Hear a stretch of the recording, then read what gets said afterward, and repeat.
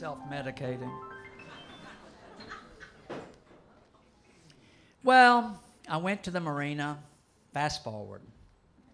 I go to the marina, I get a ride over to Maui. Anybody that knows Hawaiian Islands knows that Maui, Kauai, are the two crown jewels. And, of course, the big island. I mean, I know all the Hawaiian Islands and got all to them, but really, honestly, Maui is shaped like a bowling pin, you know, the big end and the small.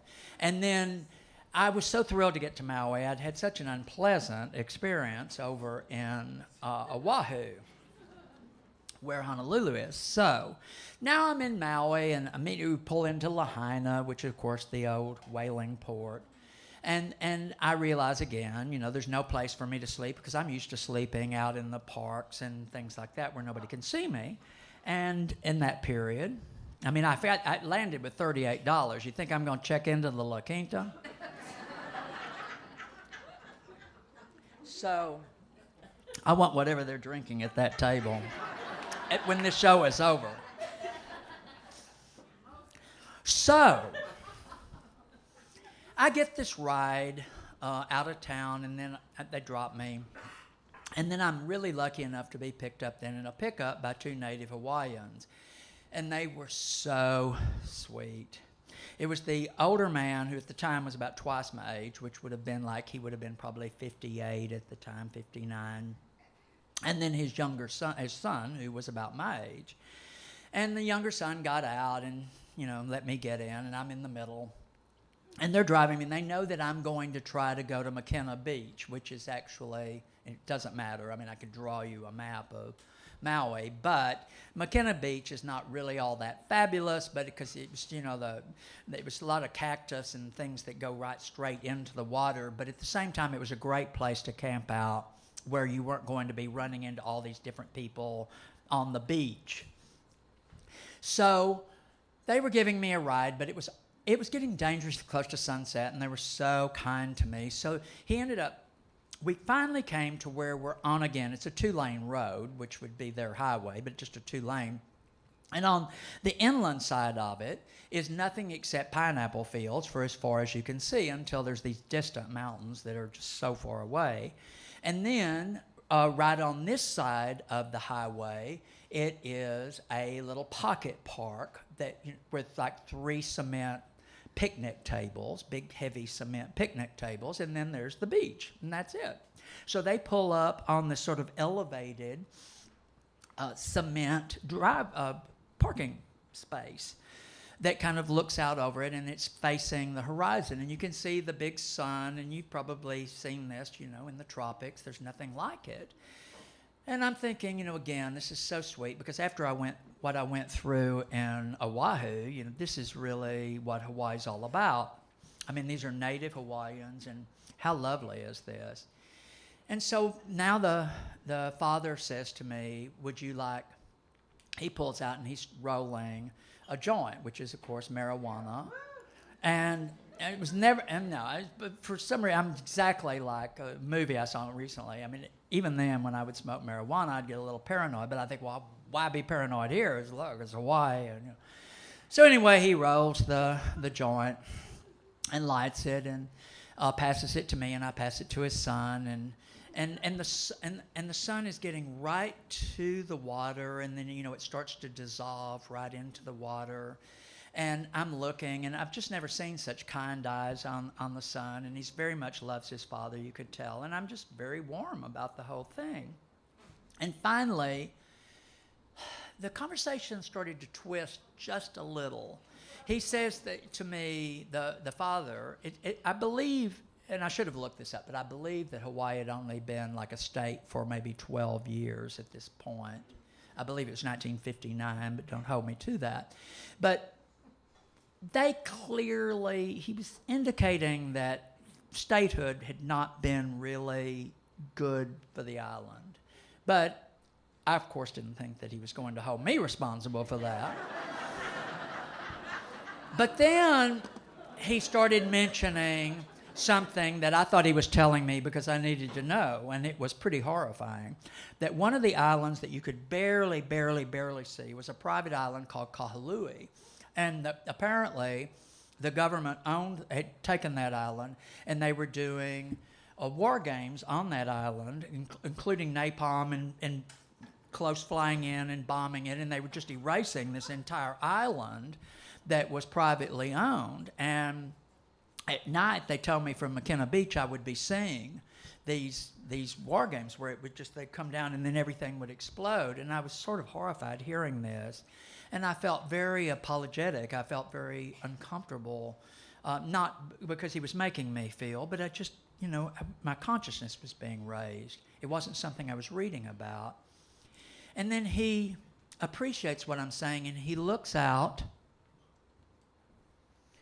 He looks out to the sunset, just as the sun now has gone below the water.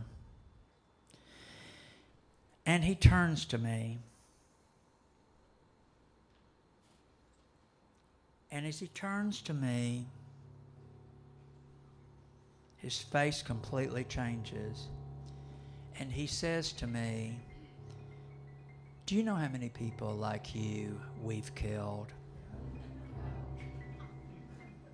And he turns to his son, and he said, "How many?" And the son now says, "I don't know, 3, 5, 7. Of course, I'm saying, I'm between the two of them, and I'm thinking, first of all, there's no way that if I had tried to get out, I could have. It's as simple as that. When you're in that kind of a position, you begin weighing your odds and looking at your options. And they were precious few. And he says to me, "But you don't need to worry." And I said, "I don't understand. I'm here with love in my heart for what you've told me. I'm so grateful for what I thought was happening here. And I'm also very sympathetic to your feelings. I don't understand, but none of this mattered." I also think it had something to do with the hippies coming into the islands. It was just not negotiable. But he said to me, "You don't need to worry. We're going to let you go." And I went, "Well, thank you." And he said, "But here's what's going to happen. We're going to let you out, and we'll give you 30, 45 minutes. What do you think? 45 minutes?" He says to his son. His son says, "Yeah, 45 minutes. We'll give you 45 minutes to hide. We'll wait until it gets pitch black, and we'll give you 45 minutes to hide. And then we're coming back with our rifles, and if we see you, we'll kill you. If we don't, we won't." And at that moment, the son gets out and opens the door, and I exit. And the son gets back in and closes the door, and they back up and they drive off. And I know they're dead serious, because as flippant as this sounds, by that time I had looked into the eyes of killers more than once, since I'd had that experience at 20. And I know when somebody has that look, and it's unmistakable. So I looked at my options, and I realized very quickly that it's not going to make any sense at all for me to try to hide in the pineapple fields, which is what I bet you any of the others had done, because there's no way you could hide. They're not that high, and they're lights. They said they have night lights. That was just not going to be possible. And there was nothing on either side there, and then there's the ocean, and here is this. And so I made one of, I think, the smartest and most difficult decisions that I've ever made. And that was to hide in plain sight. And here's the gamble I took that clearly worked, since I'm here telling this story. I looked at the 3 picnic tables, and they're turned this way, and that one's kind of turned that way, and that one's turned that way. And I looked from the angle that you would when you're up there and would see kind of what they'd be able to see with the light. And I realized that second picnic table was the one that had the least exposure. And again, I told you they were cement, heavy, thick cement, but the legs on it was really cement arch, like wide cement arch, so that the opening at the end would only be something like that. And I made the decision that I was going to gather up the leaves and things that I saw over there, the palm leaves and all the different things, and cover myself and lie flat under that picnic table, which was going to make me a sitting duck if they saw me, but was my only possible chance of not being seen.